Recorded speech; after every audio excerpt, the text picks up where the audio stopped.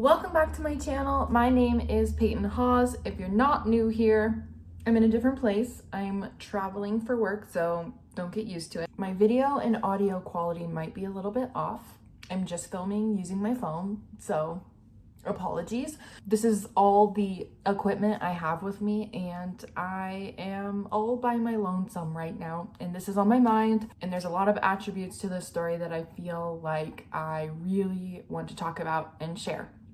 So today I'm going to talk about my journey through losing 100 pounds at 17 years old, most of which was lost in 1 year. And now it has been 8 years almost since I made that decision.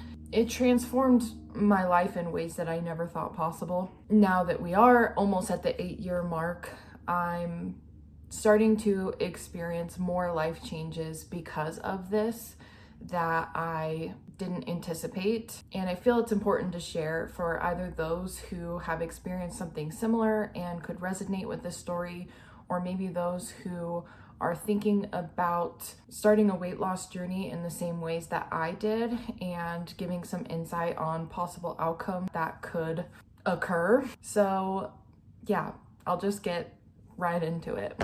So first I want to give a little backstory on what happened prior to this big life change, because I feel that it's an important attribute to the story. So growing up, I was always bigger than everybody in my age group, and I don't just mean overweight. I don't know that I would have been considered overweight in my younger years, but I was definitely significantly taller than everybody in my age group. My clothes in turn were bigger than everybody in my age group, like all my friends, and my shoes. By the time I was 10 years old, I was wearing my mom's clothes and shoes, and I remember wearing her little like high heel wedges to church because I could fit into them, and it was my first time being able to wear like heels, and I felt like a grown up. And anyway, that's a side story. I'll try not to rant too much in this video, but yeah, I was always much bigger. My biological dad is taller and bigger than most, and he did, bodybuilding and stuff like that, where my mom's like 5'2" and very petite. And when my mom remarried when I was a toddler to a man who's kind of on the smaller side for a man, he's 5'9", and so they had 2 more kids together that were also way smaller, and I just compared myself a lot at a young age to other people and didn't like that I was bigger than them. And even going into my teens, every time I would wear high heels, I felt like I was like the same height or taller than my dad who raised me, and that made me feel self-conscious. And I felt like anytime I had a crush on a boy growing up, I always felt like I was bigger than them. And I don't really know necessarily what led me to compare myself so much to everybody, but I just did.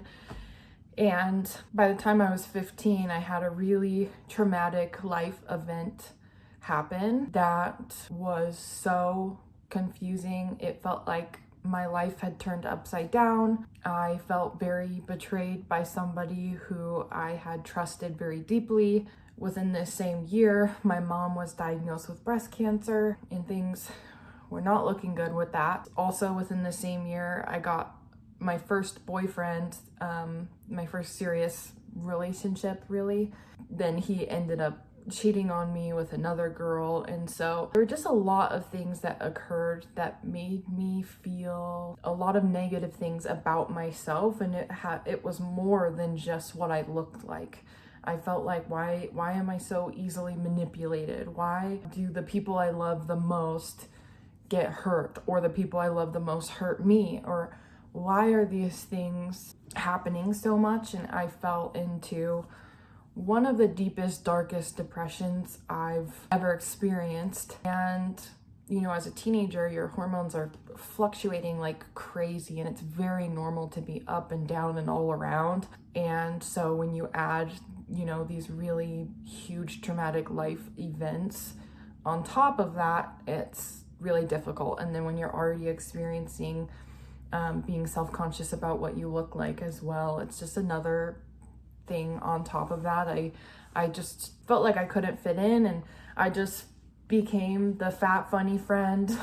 I started doing what I could to try and become the center of attention. And if anybody from my high school years is watching this right now, I was always making jokes and always trying to just like ease tension. If there was ever tension, I just wanted to make people laugh. I would try to stick up for other people. If someone was getting picked on, I'd kind of like pick on my own self to help other people feel better. And at the time, I didn't really feel like I cared. I loved making other people smile, and it felt like a way that I could fit in and make friends and have people like me, was to be funny. And that included tearing my own self down a lot of times. And looking back, I just feel so bad for her. I feel so bad for that version of who I was. But I did everything I could to try to fit in. I tried out for the cheerleading team going into my freshman year of high school, and I made the team. I actually had a broken toe and was sitting there doing like jumps and all of these things with a broken toe and stunting and stuff. I did not want that broken toe to be the reason I couldn't make the team, but I did make it, and I ended up doing cheerleading all 4 years of high school. By the time I was 15, 16, my sophomore and junior year, I was getting a lot bigger due to my depression, and I eventually became morbidly obese, which BMI is really controversial. I don't like BMI for myself for reasons that I'll explain later. I understand why it was created the way that it was, but it really doesn't work for everybody. We're all different weights compared to our height for different reasons, and some of those reasons are healthy and some of them are not. So I don't think that it always applies to everybody equally, but I'll talk about that a little bit more later and how it affects me today. So to become morbidly obese, your BMI would technically have to be at least 40. So that's where mine got to. And I got to almost 260 pounds. That was really hard for me. I noticed physically that things were getting harder. I was having a harder time breathing. I was having a harder time with my jumps in cheer. I wasn't able to get them as high. Mind you, even when I was smaller, I had way worse jumps because I was still pretty new to cheerleading, and it took a while for me to figure out how to get my jumps like really high up in the air. And I definitely got there, but as I started getting heavier, it got worse. And I remember getting some award during a cheer camp for best jumps, which surprised me because there were people on the team that had significantly better jumps than me. So I don't know if it was just because the other people had already gotten awards for that on previous days or whatever, but I was excited that I had gotten something. And I came home and I showed my mom the award that I got for highest jumps, and she kind of like giggled a little and said like, how do you get all that weight up off the ground? And she didn't mean it harshly. I just want to put that out there because I'm not trying to put my mom down.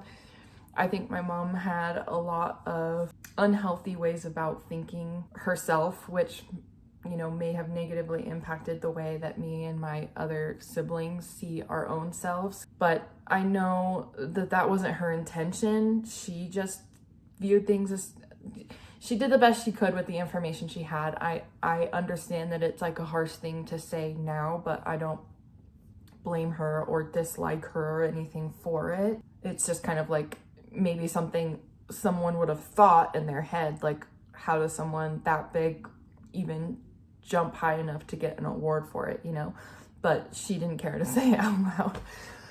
And I remember that hurting my feelings, but I didn't want that to be shown through. So I just was trying to show her my jumps in the house, and she was like, like kind of surprised that I was able to do it.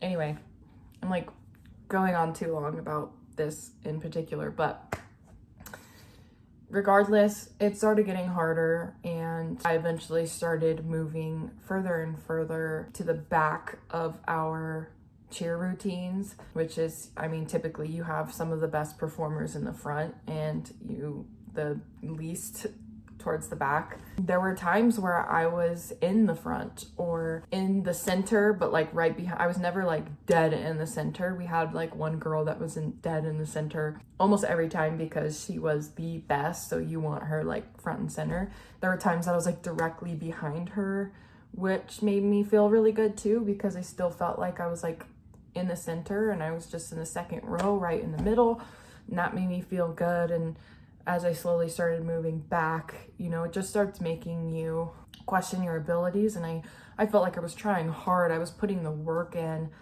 and I was having a lot of fun doing it. I loved cheer, but I could not for the life of me do as well as some of those who were healthier or had healthier bodies, or at least seemed healthy to me. They were doing better. And so that was really frustrating for me and played a big role into why I wanted to be smaller. And I tried different diets and exercise programs and things like that, and there were times where I'd lose weight, but of course, you know, your body's going to reflect what you are consistent with. So the reason why you try a diet, lose a bunch of weight, and you get off the diet, you gain all the weight back, is because you do have to eat a certain way consistently in order to have the results that, you know, you're looking for. And if you stop eating that way consistently, and majority of the time you're now consuming things that are not good for you, you're gonna gain the weight back. And I definitely had this just like addiction struggle with food, and it felt like I could never stop. I just kept eating and eating and eating, and I just got to a point where I didn't really feel that I had any other options. I decided to try something that my older sister had done, and I saw it work for her, and then my mom had it done and I saw it work for her, and I was like, I want to do that. And what that was a gastric bypass surgery. Now, there's a lot of information on the internet where you can learn more about what a gastric bypass surgery is if you don't already. But long story short, basically they cut out a huge portion of your stomach, leaving just a tiny little pouch that was like the top portion of your stomach. It's actually like really tiny when they cut it. And they remove your upper intestine and just attach the lower intestine to that tiny pouch. So now the rest of your stomach's just kind of like floating in there doing nothing, and then the actual portion of your stomach where food goes into it is so much smaller, and then it goes right through your lower intestine. So basically you have much less room to eat food, and it makes overeating extremely painful, and it increases your metabolism, so stuff goes through your body much faster, making, anyway, that's the procedure that I had done at 17, and it felt monumental. I cannot even put into words how excited and happy I was when I got the call that I was able to get on the schedule to have this surgery done.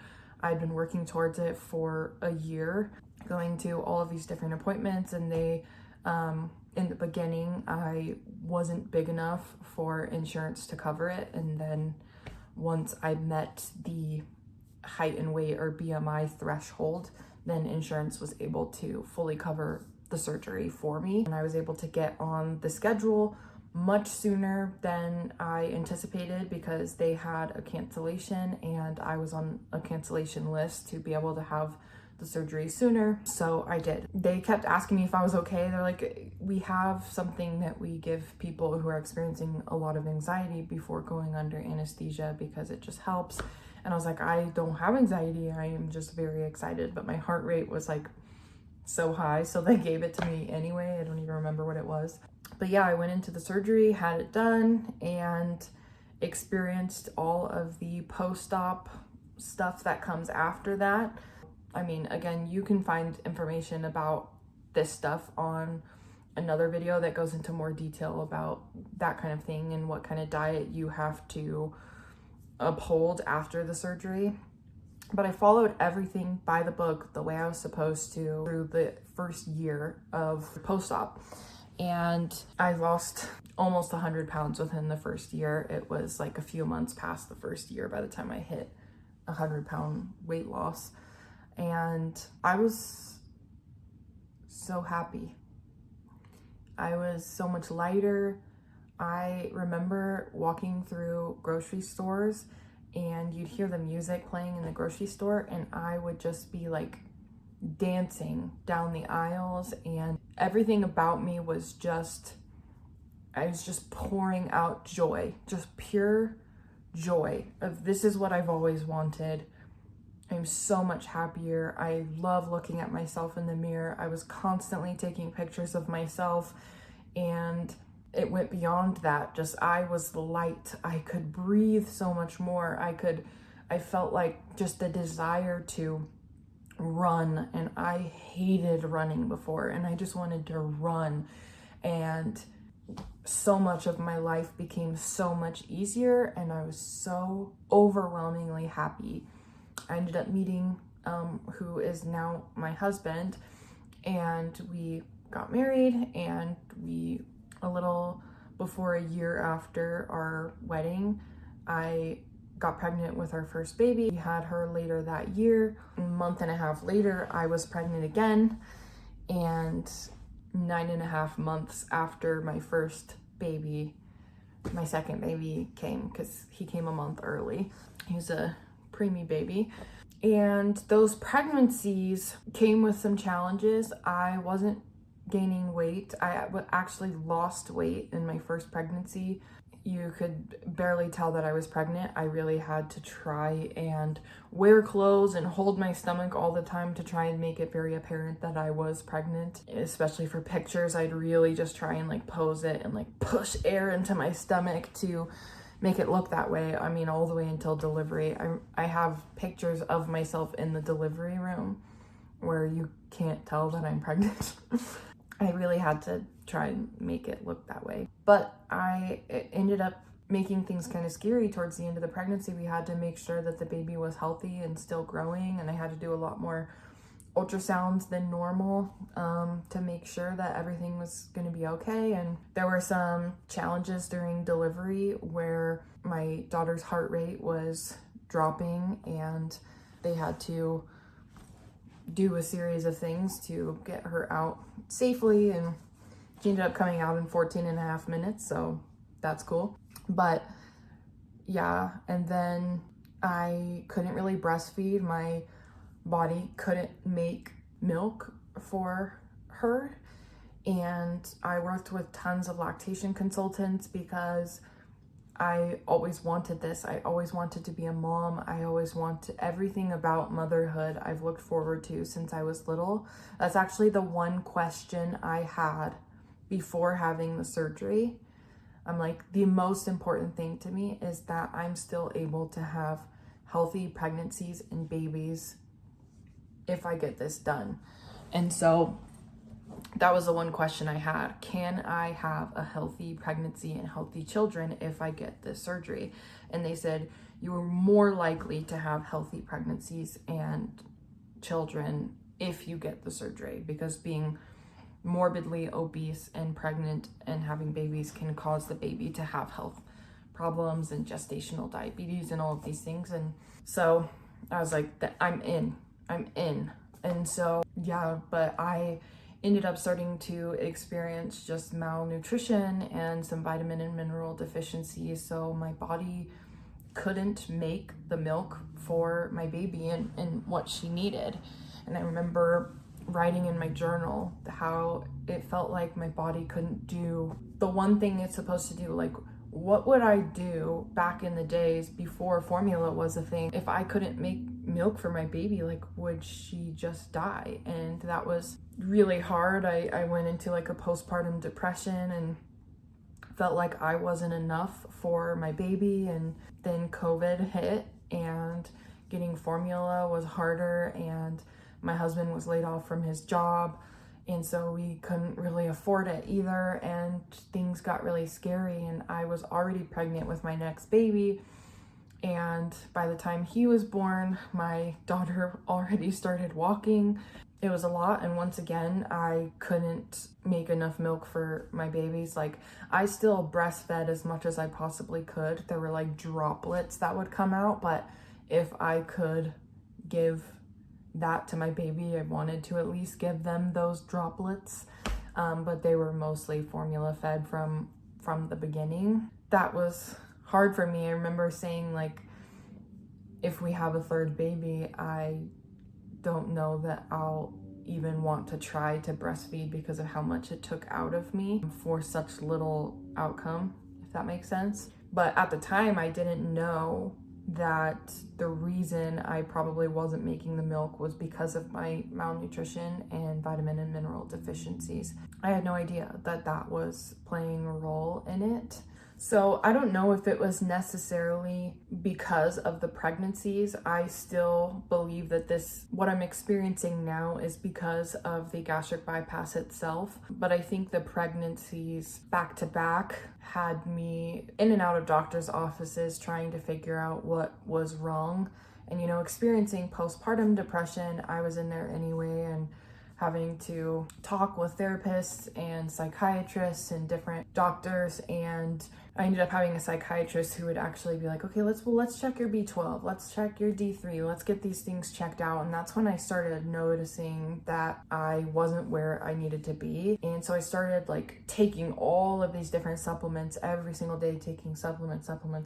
And like years later of just taking all of these supplements, my vitamin and minerals keep dropping. All my labs keep dropping. It doesn't matter what supplements I'm taking, everything keeps dropping. And I'm trying to eat as healthy as I can and as much as I can to give myself the fuel that my body needs to be healthy and be here happy and healthy for my children and for myself and my husband and just everything, just quality of life. It wasn't until my iron started making me anemic, like every few months, I was just like anemic, and taking the iron supplements isn't doing anything. And so I ended up starting iron infusions, and they made me feel so much better. Like, I was like, oh my gosh, is this what everybody else feels like normally? Because this is amazing.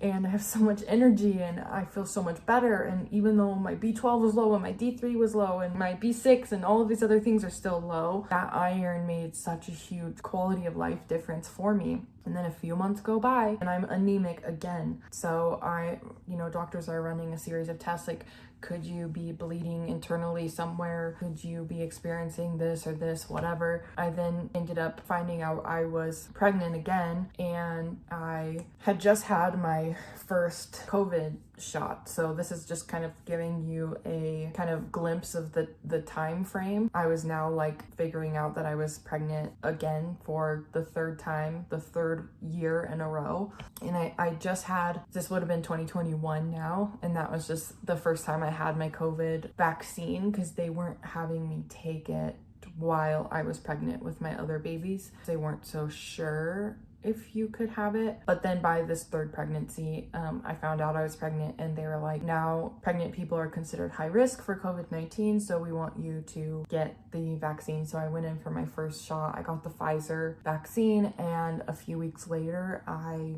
miscarried.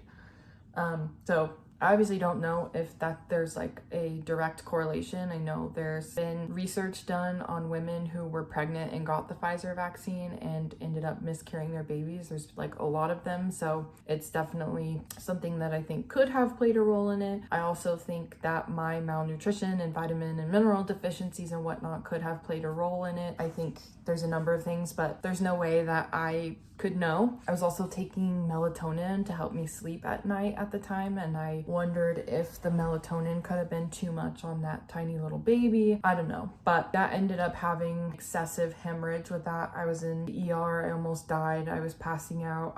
It was really scary. My husband to this day says it's like the most scared he's ever felt was watching me go through that. And I actually have a video where I talked about my miscarriage on the channel that I'll put in the cards and in the description box below if you want more info on how all of that went down. Yeah, that, I wasn't able to carry that baby to term, and I have not been pregnant since then. My vitamin and mineral deficiencies and malnutrition have not improved. They continue to go down unless I am getting IV infusion therapy, which, unless you can get insurance to cover it, it's very, very expensive. We got so caught up in my iron being so low that became our main focus, was trying to help my iron, especially because that has made the biggest difference in my life when it's low or in a good spot. And it's only ever in a good spot shortly after I get an iron infusion, and then it ends up coming back down. And it wasn't until recently that I was actually getting allergy testing done, and the allergist had a bunch of lab work drawn up, like more than I've ever had before, to check all different types of like vitamins and minerals and different stuff with my blood and things like that I hadn't actually seen before, and realized that I'm deficient in every single one of them. So it's scary. I don't even know what to say at this point. I'm still anemic right now. I was in the emergency room a few weeks ago and was given a small amount of iron through an IV, which has made me feel a world of a difference. I got 250 milligrams through an IV, where my body needs 1,000 milligrams. You can't have all of it at once. They were able to give me a little bit. You know, my ferritin was 7, my iron saturation was 3. If you know anything about this stuff, like it's bad. It got bad. And last year, the same thing was happening, and my hemoglobin was 8. And there are hospitals that will give you a blood transfusion at 8 because you're dying, where my hospital waits till it's 7. And this is just like an ongoing thing of being in doctor's offices and emergency rooms and dealing with insurance now more than I ever did when I was overweight. Where right now I can sit down and film this video, and if you know anything about the female cycle, the 28-ish day cycle, different aspects of your cycle make you feel a different way. I'm currently ovulating today, so that is like my peak energy, my peak amount of desire to be social. And so that, like, when I'm just like alone today, I'm like, I just need to talk. I need to get this out here. Or I might look really good today, you know, probably 2 weeks from now, I'll probably be in my bed a lot. That will be like, you know, the end of my luteal phase. Regardless of dealing with malnutrition, this would be kind of a similar thing for other girls. I'm not sure how it's impacted if you are on any type of birth control at all. I am not on any kind of birth control. I just track my cycle and intentionally avoid getting pregnant, at least for now. And I've learned so much about my body in doing that. But you add malnutrition on top of it and different deficiencies, it makes those lower times, a low energy, like I am least interested in socializing with people than I am at any other point in my cycle. Like,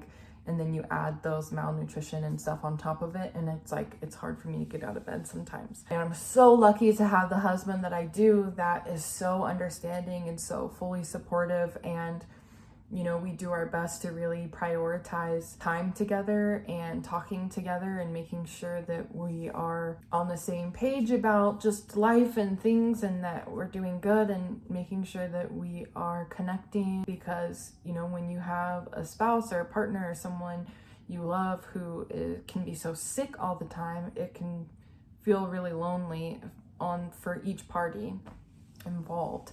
And so it's something that we really have to work on. But, you know, when I'm in those lows, and, you know, just prior to a few weeks ago getting this little bit of iron in the ER, I didn't even recognize myself. Life became so overwhelmingly hard. Everything about life got so hard that I didn't necessarily want to not be here anymore, but I wasn't happy. When I woke up in the morning, I was dreading the day ahead of me. I was already exhausted thinking about the things that I needed to do.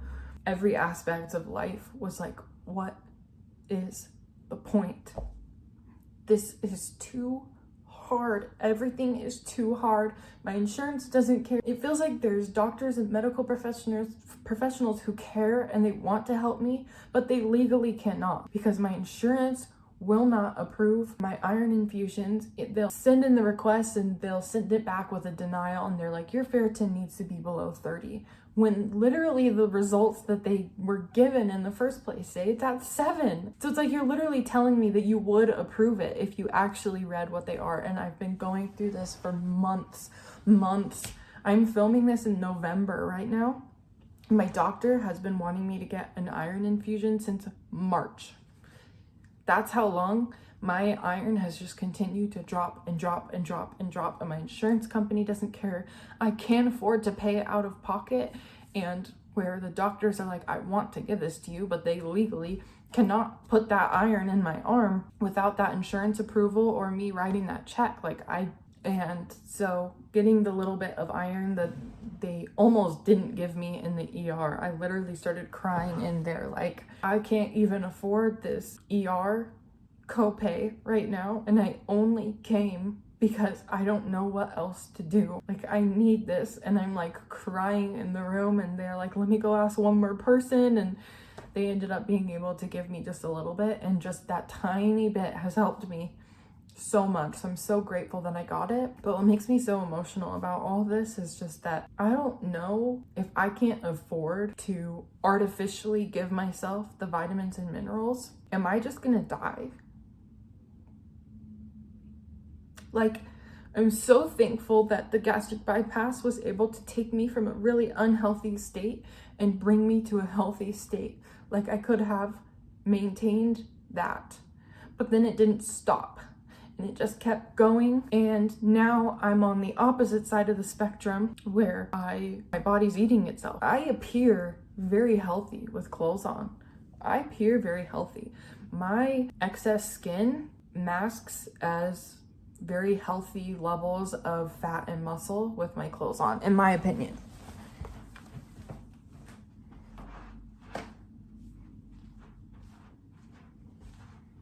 I don't look too small. I don't look too big. Personal opinion. That's how I view it. You can view it differently if you want. Then I go to a skin removal consultation to have skin removed. I'm like interested in like a breast enhancement surgery, which is kind of like a different topic. And my mom had a lot of complications with that. She had breast cancer, and having like silicone implants caused like inflammation and all of these things, and she had to have them removed. And it was she was getting infections. And so I was like, well, if I were to do like a fat transfer, that sounds like the healthiest way for my body to be able to like cope with that circumstance. And the doctor's like showing me in a mirror, like me laying completely flat on my back, having me like turn to my side and showing me a mirror of what I look like when I turn to my side. And he's like, you don't have fat on your body for me to transfer. And I was like, well, what about this on the side of my leg? I have cellulite out here. And he's like, cellulite is due to fat. And so I see where you're coming from. And he's like, look at this. And he's having me like move in different ways, and he's pulling the skin like off. And he's like, honey, that's skin. Like, when you turn this way, like, do you see how it looks completely smooth now? And I'm like, yeah. And he's like, then when you stand, the skin is just falling on top of itself, and it's creating skin dimples. And he's like, you don't have cellulite? He's like, you don't have fat to do that, honey. And I'm just like, you could tell how messed up my brain is, because there was a part of me that was just like, oh, like I don't. And it's so messed up. But like now I'm just like, okay, well, I'm still considered overweight with my BMI, and that's why I don't go by BMI or anything like that. I have to completely like remove the number on the scale from my mind, because like for my height, my healthy weight supposedly is 145 pounds. And I'm like, there's no way I have more than 20 pounds of skin on my body. There's no way. And I had one doctor say that he thinks I could potentially have 20 pounds of skin on my body, and others saying, maybe 15 or whatever. And it's just like opinion, because you can't really know that. At least I don't think you can. And I'm like, okay, well, can some people's bones be heavier than somebody else's bones? Like, is that a thing? I don't know. And I just have to separate it from my mind. But now I'm 25 years old and I have to worry about how long I have on earth, how much life I have ahead of me to be with my husband and my kids, because if I can't afford to go get the vitamin and mineral infusions, or my insurance won't approve them and my numbers keep going down and my body is just like eating itself, am I just gonna die? Because yes, being obese or overweight or whatever can lead to numerous amounts of health problems, and that's much more prominent today in our country, and much more of like a focus, and I get it because it's more common. But the other side is a much faster route to death. And I'm sitting here like, well, if now I have a mindset of like, I don't know how long I have, then there's so much that you want to do. It's like, there's so much that I haven't done that I want to do. People I want to see, things I want to say to people that I've been too afraid to say, or places I want to go, or how I want to see my kids grow up. And then meanwhile, I don't have the energy. I'm so tired and I'm constantly dizzy and my heart rate is so high doing the simplest tasks. The most amount of exercise that I can do is like walking around the house regularly, going up and down the stairs, and like stretch type yoga. If I do anything beyond that, my heart rate's going over 180 and I'm getting like dizzy and all this stuff. And it's like, I have a whole different outlook on health now than I did at 17. Now, as much as I'm so grateful for what the gastric bypass did to me, there are the cons and what it's continuing to do to me today. There's not a way to reverse it safely right now. It's just not an option. So there's nothing I can do about that. It doesn't matter if I eat a bunch of food and re-stretch my stomach back out, because without that upper intestine, like my body's not absorbing the vitamin and minerals that it needs, and everything's going through way too fast. It doesn't have enough time to absorb this stuff. It doesn't matter. There's nothing that I can do in regards to my diet to change that. And so my whole outlook on just body positivity and optimal health is so different. And it's like, if you genuinely, truly love yourself, and you're not just saying it, like genuinely,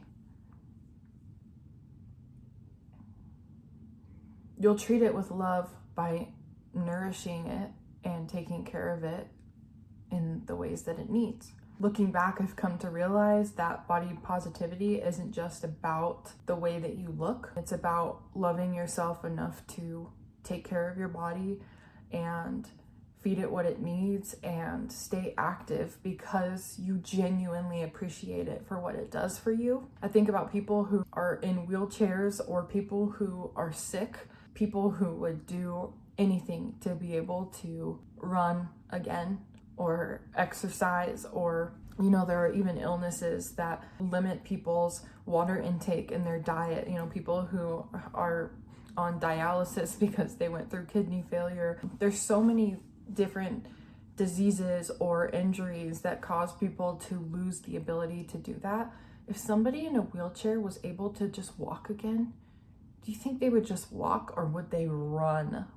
Not to say that there's anything not good with walking, but I'm sitting here thinking about how much we take for granted, and then when the options are taken from you, you're like, I wish I knew then what I know now. Again, I'm so grateful for what the surgery allowed me to have. I met my husband shortly after I had the surgery, like 8 months after my surgery, and I was healthier and happier, which I think when you're happy and healthy, I think it can lead you to that kind of thing. And then I was able to have kids and all of that, and now I have to face the reality of what my health challenges are doing and the seriousness of them, and being 25 and having to worry about my future in ways that I never imagined.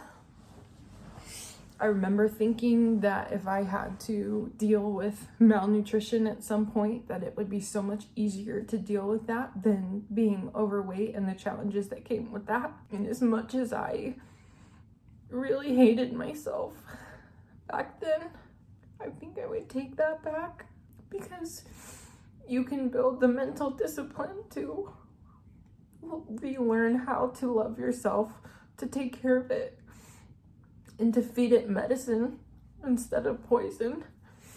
I know poison's kind of an extreme word, but in reality, that's what a lot of our food is nowadays, and doing more with my body and just appreciating what it can do and what it does for me. And I just want to raise awareness about both the benefits and the long-term risks of gastric bypass surgery, especially for younger people considering it, or, you know, if you're not that overweight. Like, even though 260 pounds for my height is pretty overweight, it's like I could see it being a really good option for people who are way beyond that. But I don't know, if you're like barely meeting the threshold, then maybe it's not the best idea. But I don't know, I just want to share this information, and thank you guys so much for listening to my story. And if there's someone you know who's considering getting gastric bypass surgery, you know, maybe send this video to them and let them, you know, see some of the pros and cons that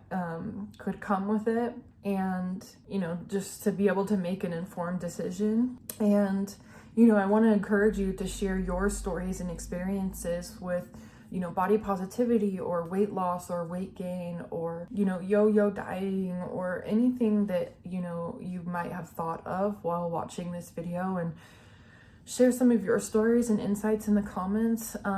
Maybe it'll help other people to feel less alone, and we can all encourage and uplift each other to treat our bodies kindly and take care of them and love them for what they are and what they do for us. And please don't forget to subscribe if you haven't already. And, you know, it really helps me to grow, and I'd love for this to be able to be my main source of income one day for my family, and that would be amazing. Wow, I wasn't expecting this to make me so emotional. I want to be vulnerable on my YouTube channel, and I want, you know, for a society that lives so much in this structured reality of just social media and the internet, where people pick and choose what they want to show you. I think sometimes it can mess up our own ideas on actual reality. And for those of us who want to share vulnerable things, and that, yeah, life can be hard sometimes, and there's this stuff, and but also still be encouraging and uplifting, and have just a place where we can rally around each other and know that, like, real life has ups and downs, and that we're all here to support each other regardless. I think, you know, that's feels like it would be a really meaningful space for me, and so I'm sure that there's plenty of you out there who would find that space meaningful too. And if that's you, then please subscribe, and let's have conversations in the comments together. I'm so overwhelmingly grateful for you guys. I know I'm just a very tiny itty bitty channel here, but yeah, I'm so hot in the face. Anyway, I love you guys. Thank you so much, and I'll see you in my next video. Bye.